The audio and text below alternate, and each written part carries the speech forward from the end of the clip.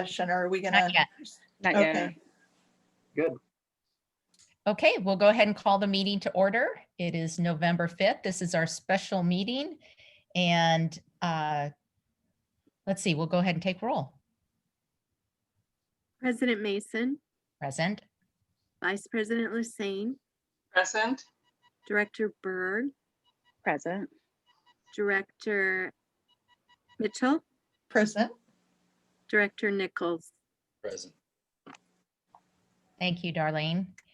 And Dr. Salzman, can you give us a brief overview of this evening's agenda? Yes, this afternoon's agenda contains a segment for executive session and a segment for the board to hear about discussion of parent and community engagement plan.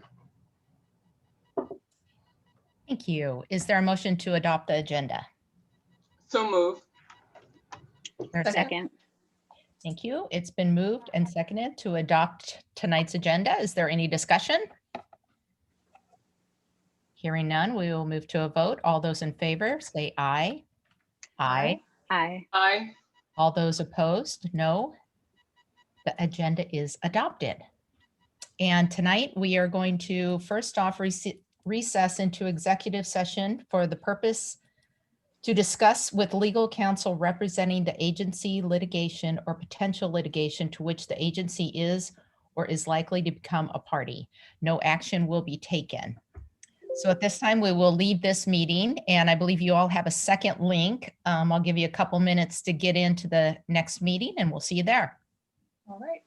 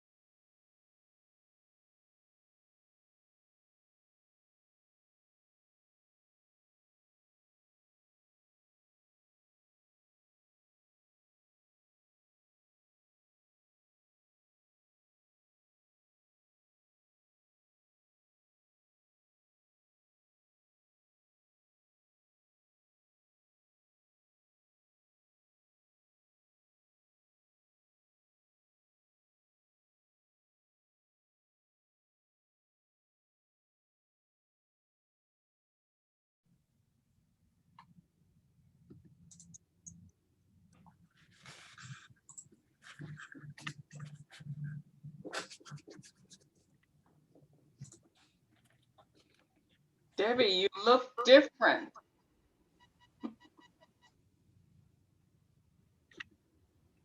You're so funny.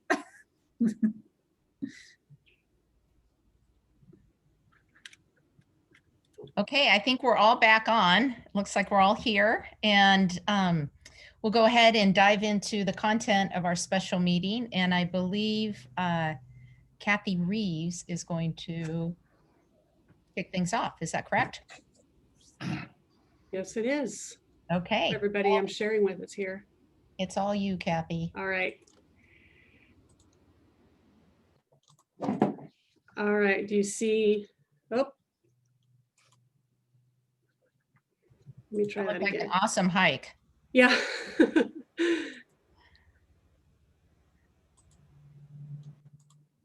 Okay. How about that? Not quite. That's it. Okay, excellent. Well, we are excited to present the parent and community engagement presentation, which has been an annual presentation, but this one's going to look a little different than what you've seen in the past. And as you can see from the different talking points here and different agenda items, we have quite a diversity of topics to cover, but really what this is all about is trying to help facilitate two-way partnership between schools and families. And the district has always known that this is a high priority. We've really made progress in this last year in creating opportunities for richer engagement. And one of the key pieces when we talk about engagement is that it includes two-way communication.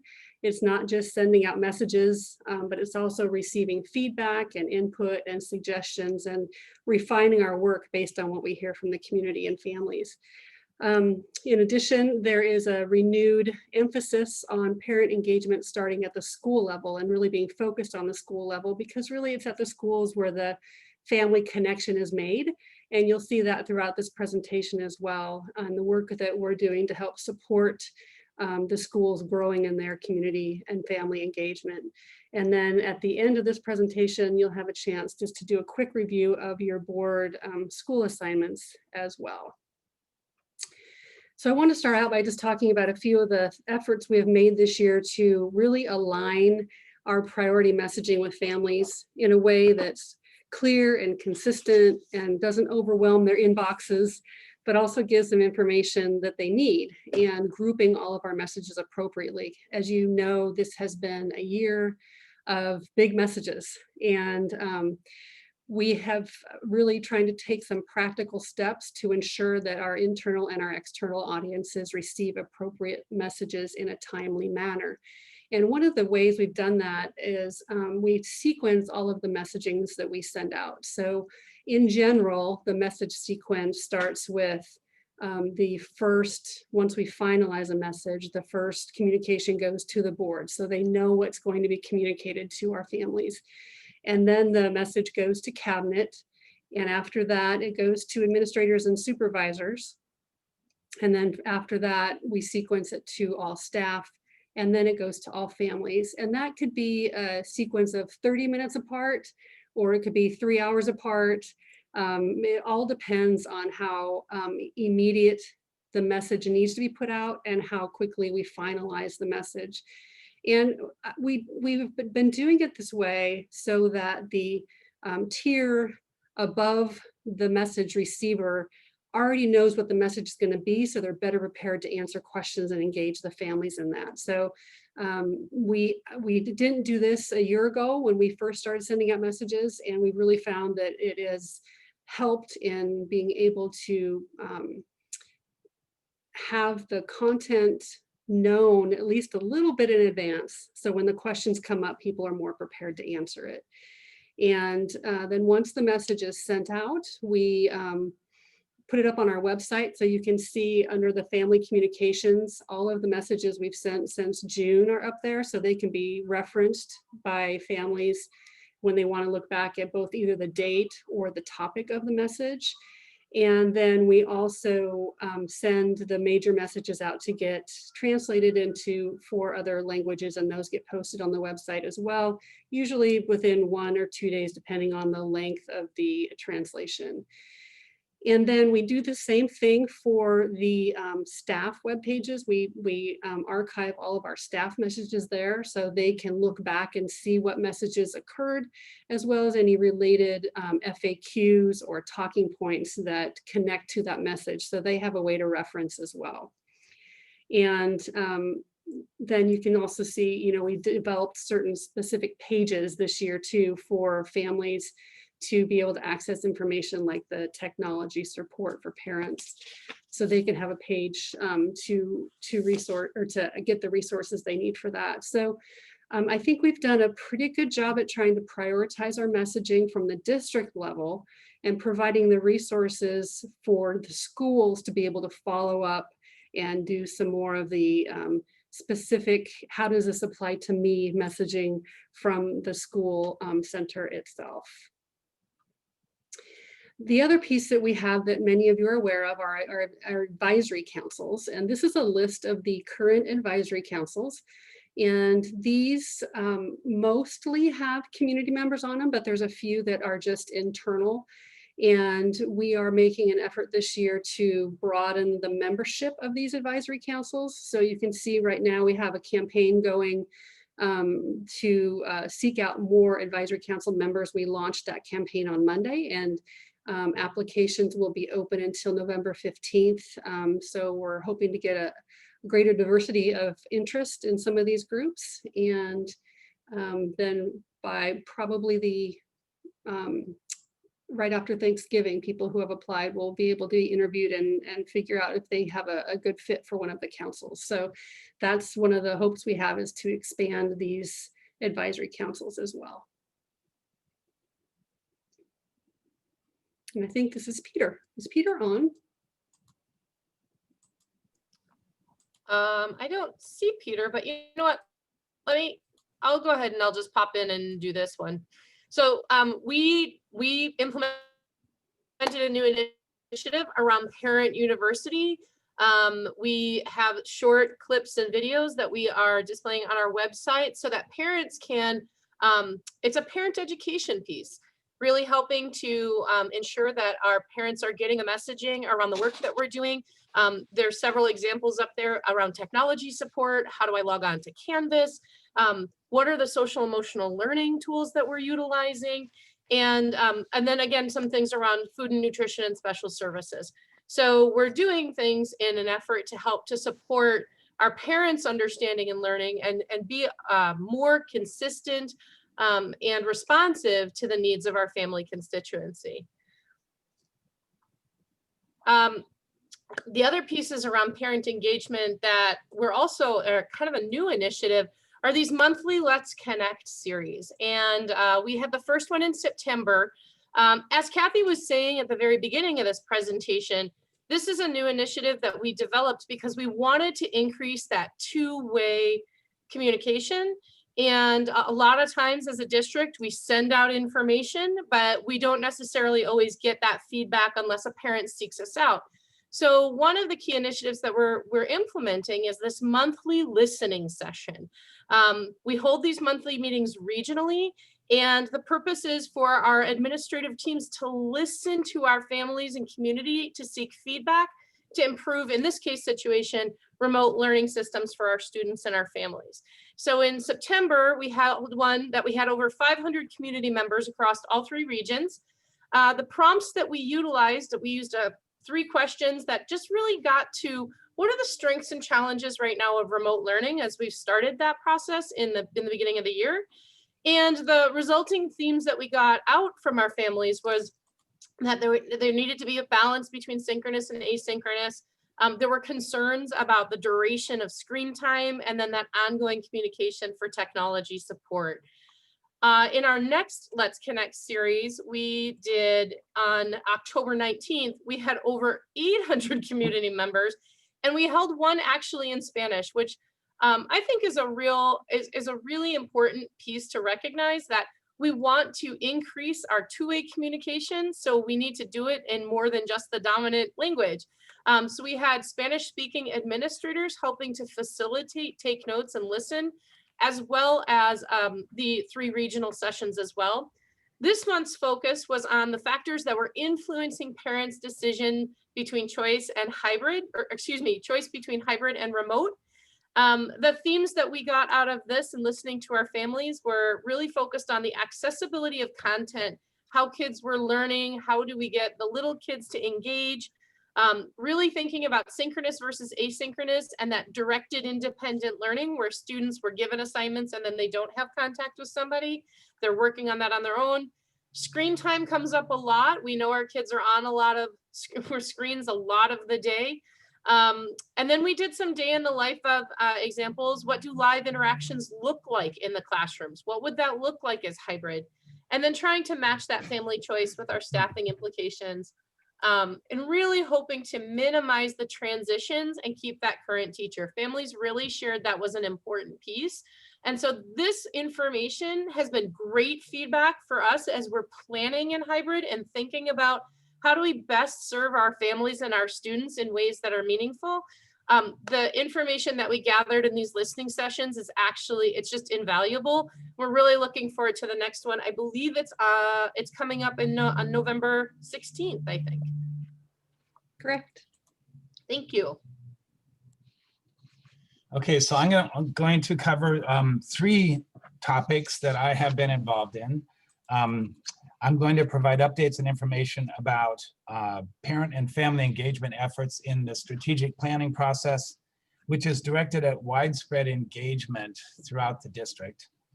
Family Engagement Advisory Committee, which is directed at driving down to the school level engagement and in particular from a principal's perspective.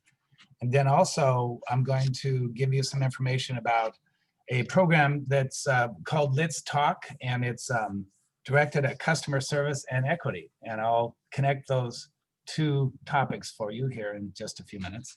So the first topic, again, is strategic planning, the refresh process that we're going through. Just a reminder, there are 3 themes, three stages in this: the analysis phase, strategy development, and then action planning. Right now, we are still in the analysis phase, I would say about halfway through it. And so our consultant has been busy looking at data that we provided them and that they went out and collected. They have also begun interviewing individuals, key stakeholders, and then also today I participated with them in the first focus group with one of our advisory councils, the Equity and Access Advisory Council. There is also a community survey that's going live on Monday, and it will be run for 2 weeks. And that will basically ask our community to share with us what they think our strengths are, where we think that we're strong, and that we should continue working in that area. The second question has to do with areas that they would think we should improve in. And then the third question is kind of what their ideas are on how we should do that. And then there would also be basically an opportunity for our community to tell us what else they would like us to know and hear.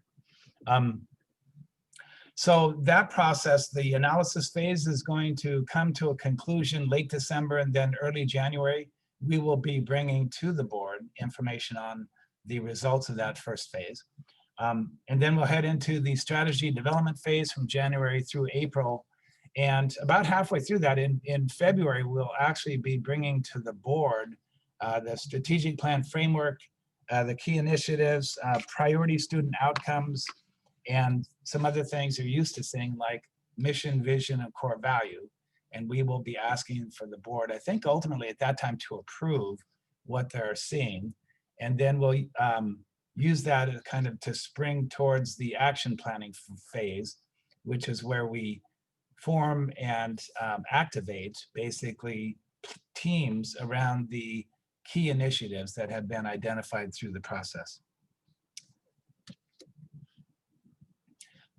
So the second topic that I told you about was family engagement planning. We have formed a committee, Family Engagement Advisory Committee. The information on that committee is up on our website right now. Under the community section, you can get into that family engagement planning committee through that website. And it's been asked to develop a common vision and framework around family engagement. It's formed of internal staff at this time. We have, I think, 6 school principals, 2 from each grade level, and 2 from each region of the district, along with our 3 regional superintendents, and then the chief academic officer and the deputy superintendent, and then myself and a consultant. And we've been working with this group to basically put together to identify, develop, and implement practices that align the work, the engagement work with our families across the district. So the idea is to use this principal group to put together a principal engagement workshop, probably late February or early March. And we will be having each of our principals and assistant principals go through this workshop. It's probably going to be at least 2 sessions in the workshop. And the objective there is to basically align the work across the district on how we're going to drive family engagement down to the school level and to the teachers in the district. So we think that we can learn a lot by our experience with COVID, and we're going to try to take some advantage of that and work with our principal core to do that. Next slide, please. This is the role and purpose description for this committee. You can see that the scope of the work, again, I'll just kind of outline it. Provide advice, guidance, planning, and leadership to foster meaningful and active engagement with parents, families, and community members. So much of the work that I've been doing now, aside from construction and levy and bond planning, has to do with enhancing family engagement. So again, one of this committee's key work is going to be around designing and implementing a principal engagement workshop. Next slide, please. Okay, so the third topic, it's called Let's Talk, and it's by a company called K-12 Insight. It's and this is going to get into technology language, so bear with me. Subscription-based software providing a single centralized, secure cloud-based repository of incoming questions, comments, concerns, suggestions, and compliments. Basically, it's a software program that will help us collect questions, comments, concerns, or suggestions from our stakeholders. And then it will help us process that input and then respond to it. And then most importantly, it'll help us track the data around how we do that, so we can use that data in meaningful ways to help us improve equity. The various ways that we can tap into communication routes include our webpage, certainly, but also inbound text messages, phone calls. They have this device called a chatbot assistant. We can tap into mobile applications or social media. Those are various ways that this program can be built around these things to basically, again, to take all of the communication that comes to us through those venues and help us manage to respond, and then to track it, and then to use it for our advantage. So the initial experience that we're going to use this for is going to be based in large part on our community's willingness and desire to engage with us on issues related to technology. I've had numerous conversations about what we're doing in this remote learning environment and how important technology is more than ever to our parents and our community and our students out there. And everyone is really motivated to engage with us around technology. So we're going to try to build on that and collect the data on that. Next slide, please. This is an example of what the web page mechanism is for soliciting, for providing a way for us to collect questions or comments, suggestions, concerns, or other messages from our stakeholders. I actually took a picture of this from the Bellevue School District's web page. If you go to the Bellevue School District's website, any page that you go to on their school district's website, off to the left or the right, you'll see a little yellow line that says, let's talk and contact us. So you click on that and then it opens up this window. So anybody, anytime they're on the Bellevue School District's website, they'll have an opportunity to send a message or a compliment or a question to the school district and insert their name, email, and a phone number and other information that they would want to include, like the message, and then they send it. And again, this program that called Let's Talk will actually gather that information. It'll send it to the school district's staff, and it'll actually, at some point in implementation, it will help us route those questions or input to the right people. And then it'll, as it comes back through the system, it'll track how long it took. And then each person who gets a response will actually be given an opportunity to rate our performance in that system. So we can actually find out whether people are satisfied or not, and what they think about how responsive we are. Next slide, please. So here's where I'm going to talk about the benefits of that. Again, we're going to use this program and focus on technology because we have a lot of things happening with regards to our engagement with our community around technology. So we're going to try to use their willingness to do that and collect key performance indicators on technology. And some examples are right there. And in the second bullet, those 3 sub-bullets, those are some examples of information that we could collect from our community's engagement with us around technology. So for example, we can match up this information through our student information system to be able to start identifying characteristics of the people that are engaging with us. So we can track data about who is accessing customer service, what areas of the district, what grade levels, how, we could even break it out by how their students are performing or the various subgroups that we track in our student information system. For example, free and reduced lunch or various other categories of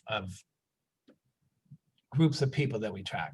We can also look at response time to figure out if there's a certain group of people or groups that we tend to respond to more slowly than others. And then also we can certainly be looking at the customer experience score. So they will be asked to give us feedback about how we're doing. And we can use that data and figure out, based on the various characteristics of our customers, which customers are feeling better about the experience and which ones are not. So the final bullet there talks about us being able to, this K-12 Insight group then will help us figure out how to use those data to develop strategies and action plans designed to reduce the disparities between the various groups in terms of customer service and ultimately improve equity. And that's so I'm done with my sections now. Thank you. Thanks, Mike. So as you've heard, there's lots of different communication plans that we do through the district, but also for the schools to communicate right with families. And a lot of these tools can be used in both manners. And several of the things you saw are one-way and several are two-way communications. We're really trying to make those implemented at both levels.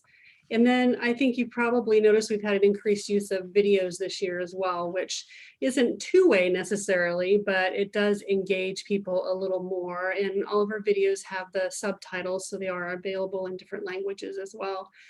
One of the things that we learned when COVID first hit was that we created resources, but families didn't necessarily know how to access those resources. And so one of the things that we also just created is this document called Stay Connected. If I can open it. Let me see. Can you see that, or do I have to stop my share and reshare? No, it's good. Okay, so this is a document that we just created that lists out all of the different ways that either this district or schools communicate with our families. And it describes what it is, what type of information is contained in that communication, and what you need to do or what it means to you. And if it's in orange, that indicates that's the way we communicate either very important or emergency communication. So like if it's a weather related issue, then it goes out through all of these orange different means. Then down here you can see that we talk about, you know, In Touch and flyers and Parent University, and those are more general pieces of information, and it explains how they can connect to them and what they can do with that information. So that's one of the ways that we're trying to help teach both schools and families how to use the resources that we have available for them. And now I went back to the very beginning. And then another thing that we are doing to help educate as well is our amazing PTA has received a grant. They applied for and received a grant from the Washington Family Engagement Council.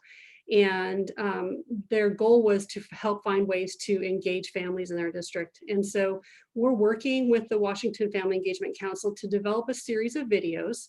And this is going to be a set of 5 videos that are about 10 minutes long each, which is pretty long for a video, but they're educational videos. And it's going to provide Everett Public Schools families just the fundamental information about how to navigate the system, how to advocate for their child, and how to participate in public education. And these videos will be done in both English and Spanish.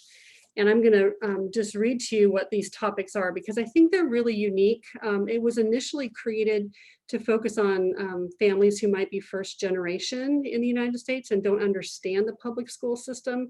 But I think there's some things here that all families can benefit from. So it's 5 videos. They'll eventually end up on Parent University, but we're going to hold them all, and once they're all completed, kind of put them out in a promotional campaign. And the first video is about how to understand the school system.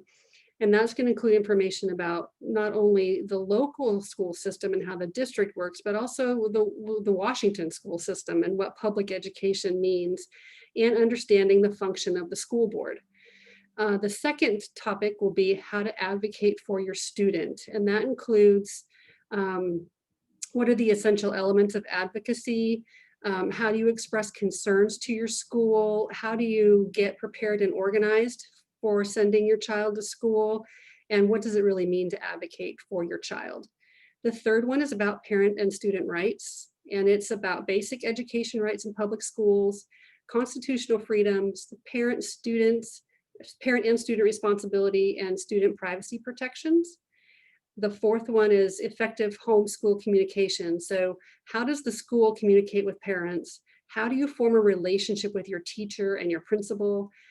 How do you prepare to attend a teacher meeting, whether it's in person or in Zoom? What do you have to do to be ready for that? And what types of information should a parent tell the school? What does the school need to know about their child? And then the fifth one is becoming engaged in the education of your children. And the topics are, what is family engagement education? How do I support education from home? How do I keep track of my students' success and where they are in their education? And how do I understand the technical learning supports offered by the district? So I think when those 5 videos get done, it's going to be a great addition to Parent University and really be helpful for a lot of families who need to understand better how to really engage with the schools. So at that, we're just going to take a second and see if you have any questions or comments. Thank you so much for the great information. Those videos sound really interesting, and I love how the concept of this parent university started with the need to get all our students up and going, this school year, and how I'm hearing it sort of start to evolve to something that we can continue to build on and do ongoing. So I think that's great. I have some other comments as well, but I'm going to turn it over and see if other directors do at this time. I just have one quick question and one positive feedback. First for feedback, I was helping pass out food. I appreciate the fact that Director Andrews did that at a couple schools. So I'm doing it for a couple of my schools. So I was at Mill Creek yesterday, and because food pickup happens on Wednesday at Mill Creek Elementary, but it's Veterans Day and we were reminding them all Tuesday. I'm very impressed that a lot of them said, oh, we already got the email. Thank you. So great communication there. But a question about the councils. I did see the Twitter post, but because I'm not parent anymore, I don't get any emails. But what was the breadth and depth of promotion of those councils out to? I mean, I know we have a wealth of knowledge within our parents, but maybe also community members to the greater Everett Mill Creek community. We put out a press release about it and sent it to both the Mill Creek and the Everett papers. It's on our website. We put it out on district and school social media sites. So that's the breadth of the community promotion of it. Okay. Can I follow up and ask how the response has been thus far? I know it just started Monday and it's open for a while. I have not looked on the back end to see yet. Okay. I had a couple questions about the K-12 Insights piece. First, is that something that we bid out, or are they kind of the only people that give that type of service designed for school districts? It's actually a combination. We piggybacked on a bid process that had already been taken place. Our school district has agreements with various organizations to share procurement processes as long as what they do complies with all the requirements of what we have to do. So we did that. This K-12 Insight has already gone through the process to bid and be selected. And the other thing is that they really are the only company that does this particular thing.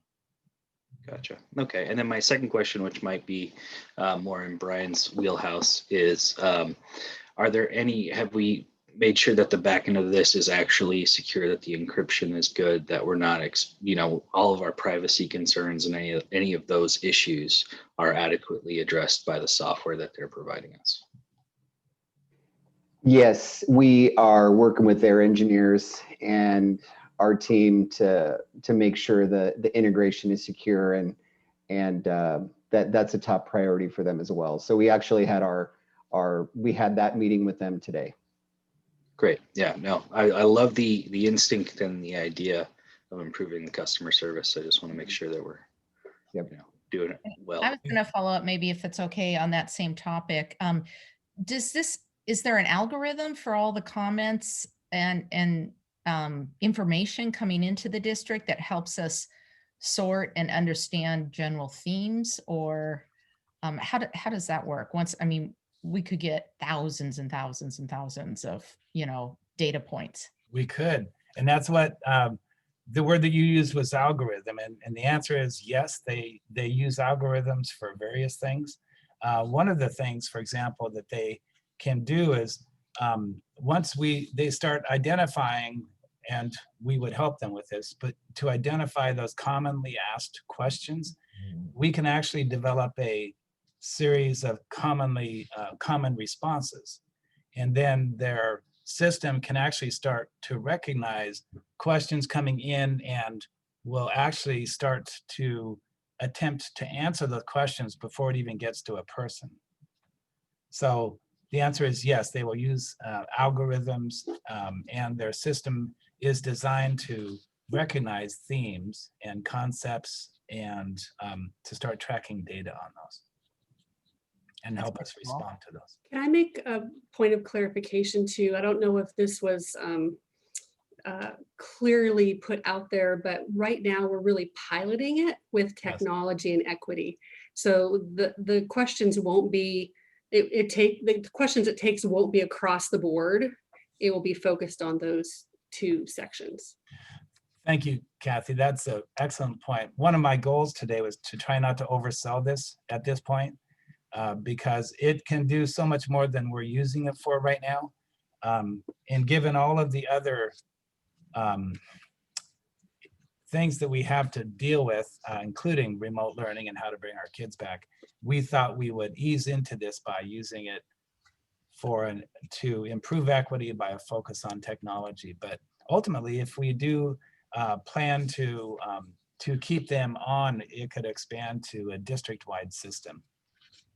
I think it's important for the public to know too, that we're starting small as to get bigger. But the big piece is too, two-way communication is so crucial. And when you talk about transparency, you talk about parental involvement, I think everybody has that really good, but when you have two-way communication, it makes it so much better, right? You get to, from the Connect meetings we showed earlier, but this will help us with just that two-way communication. And if we started district-wide, I don't know if we could really handle that right now, but if we're doing it small, then we can master it. And then come the fall, we have it for the system. But I'd like the public and the board to know is staff's done an amazing job, but it's very important that two-way communication, that's how you get better every day, right? Feedback's a gift. And here's the feedback that we're getting from our community. Just had one last question on that, the K-12. Is there going to be a way for us to increase engagement with the board? So if somebody goes to that Let's Chat and they have a specific thing that they want to send to the board as opposed to just the district in general, are they going to have that option to do that? Or do they have to go through kind of the normal, will it be, So noting first that our primary focus to begin with is going to be around technology. Yep. Then how to use that to help enhance or improve equity. Ultimately, this product can absolutely start to identify the groups or the departments or the individuals that the questions are coming into. And what it really does, it just helps us process those questions more quickly than we already do. And then it gives us a lot of data about how quickly we do it. So part of the sales point of the product was we already are doing this work. We're just not tracking it and not learning from it. So it's really helping us do a better job of doing it and processing it, but also learning from it and getting better by doing that. Great. Yeah, I just hope that if this is something that we find works for us and expand, that we really kind of maximize the connectivity there. So yes, thank you. Yeah, thank you. Sounds like a great use of technology. Ditto. I just had a couple of comments. So first off, love every piece of this. And so I love the increased parent communication, and it makes sense to me. And I think that's so often, even when I was on like our old website, things just didn't make sense to me as a parent and how to navigate. So I think this will be a great tool. I guess my only question with the whole algorithm is just making sure that folks don't get lost kind of in that tree of answers. And so I'm assuming that with anybody who reaches out to us via this format, a human being will be involved at some point in it. Is that right? Or is there a chance that only like an algorithm would just kind of grab it, answer it, and then does it still get tracked or answered? Does that kind of make sense, Mike? Yes, it still gets tracked and answered. Okay. However, part of one of the benefits of this product is that it will by itself, without any human action, ultimately start to identify commonly asked questions. So, Okay. for example, if it receives one of those input forms, somebody goes onto our website, says, I need something, and sends it in, this product will read that and identify those key terms and key words and then try to start identifying and figuring out, is this about a hotspot? And it might come back and say to the person, it sounds like you want a hotspot. Is that what you need?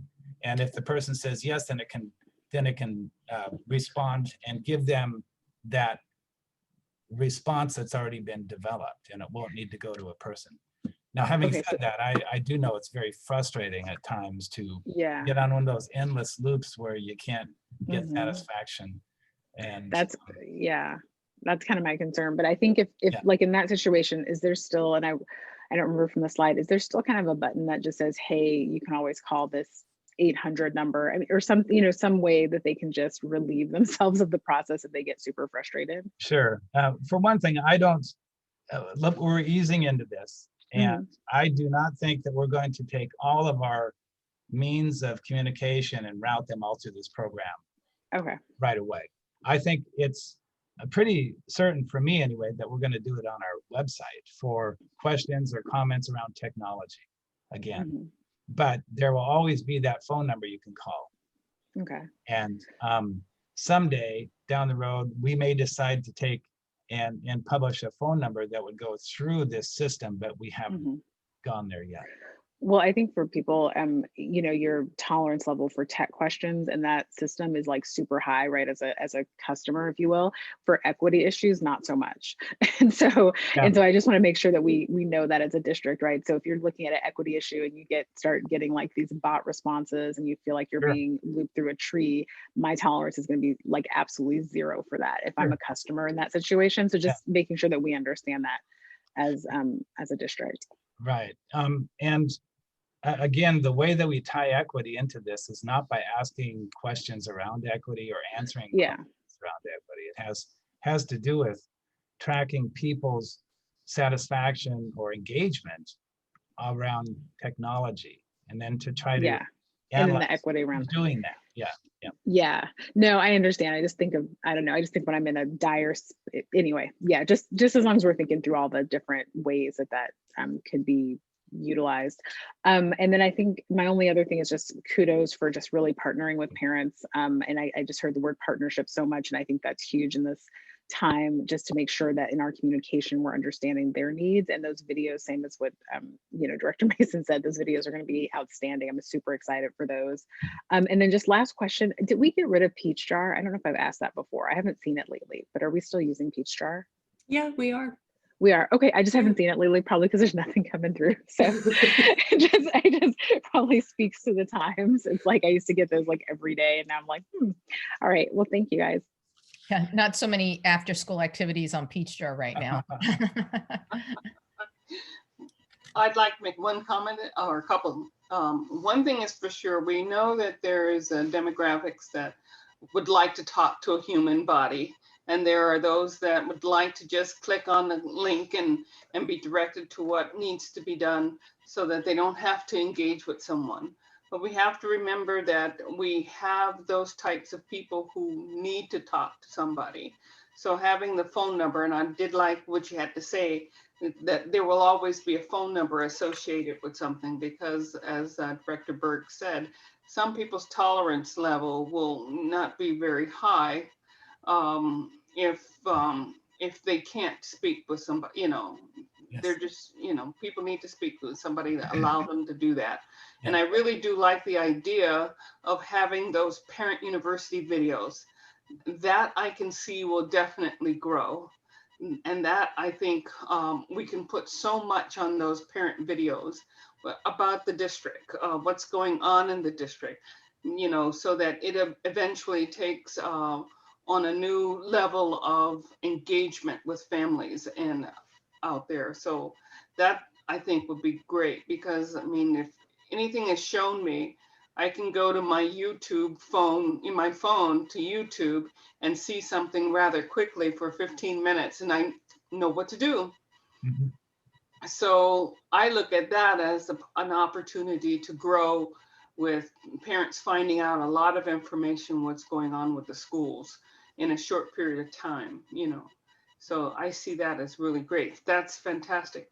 On the advisory councils that we have established, my biggest hope is that we will engage a very diverse group of families on each one of those councils. Usually, sometimes we have a lot of stakeholders or business holders on certain ones, and we don't have the families, you know, that are engaged with their kids on sports or in small little things of clubs and things like that.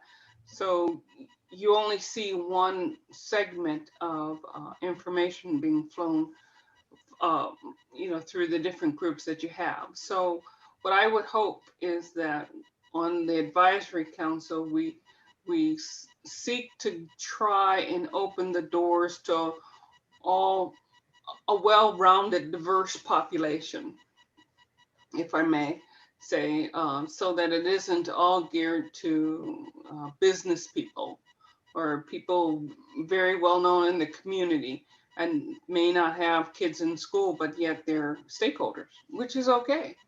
But it would be great to have that community level response as well. So I look at this is really great. And I'm getting to the point where, you know, I can't wait for the next new thing coming out of communications. This is nice. The stay connected area is another thing that I really like very, very much. This is looking good. Thank you. Well, I'll just add to what Director Lassane said, that it is really exciting, having been on the board for a couple of years now, just the shift towards higher levels of two-way engagement that I'm seeing. Both, you know, the organization of the information and the news that we put out as a district. But like I said, that two-way piece really is very important. And I feel like we're actually authentically making steps to get there in a meaningful way. So I just really appreciate that. Kathy, I think you and your small department have done a phenomenal job. And I'm super excited to see the family engagement piece, the advisory committee, more school-based, because we know that's where family engagement actually happens in our district, rather than, but to have it, you know, have practices in place as a district to help people make that impactful at the school level, and to be able to share best practices, I think is just going to make all the difference. The consistency there will be huge. And I'm just really excited to see, like Pam said, what happens next. So thank you for an incredible presentation. And any last comments from directors before we all go to dinner and enjoy our evenings? Well, hopefully most of you do. I think we need to talk about those school assignments, Caroline. Oh, yes. That was the last slide. I can pull that up. Thank you. Yeah, and there are a couple problems. You see it? Yes. Yeah. Oh, this is better than what we have. Yeah, so it got updated, I guess. Kathy was working off you were looking at the old version, so this is the new version, which Yeah, this is our summer version, I think. Yes, that's what I provided these changes late this afternoon to Darlene. She quickly updated the list and I think dropped it in after the meeting began, but this is the actual one.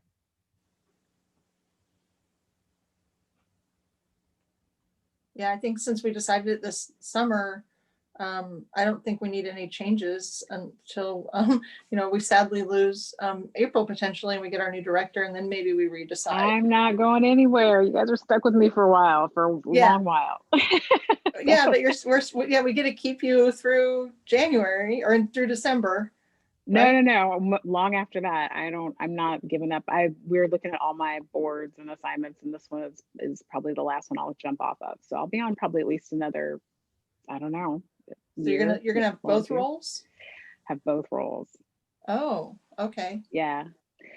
I'm blessed. I don't work outside the home, so I don't have an 8-hour grind. So I just this is my volunteer board, and there's a couple other boards I volunteer for. So I'm gonna go ahead and keep my volunteer commitments, and then legislature, I'll add that to my list. Okay. I see that there is a hole there at the alternate for Tambart Creek. That is a nice school, and I know I have Woodside as a primary, but being in the South End, I don't mind filling that block unless there's someone else who would like to have that as an alternate. Looking at the numbers, it looks like maybe, I think you have 6 alternates currently, and my goal is to keep it to 5 to 6 for every director, which keeps it a little more Sounds great. balanced. So it would be myself, Tracy, or Andrew. Andrew actually only has 4. And Yeah, I was would going to think say, I don't think I have enough, so if you could would like to definitely. take that, that would probably be the That would priority. be good. That would be Yeah, good. Thank and you. it can't be me because I'm the primary. Okay. So Andrew, are you interested in doing that, filling that role? Yeah, that'd be great. Okay. So I think if Darlene's still on the call, if not, I'll make sure she gets that information. I am, I got that. Okay. If there's no other changes, I think this concludes our special meeting. Thank you, So, everyone. Yeah, we'll go Okay. ahead and say thank you for being here and enjoy your evening. All Yeah, righty. thank you guys. Have a good night. Says be well. Thank you, everybody. Thank you, staff. You did an awesome job. I really appreciate it. Thank you. Be well and be safe.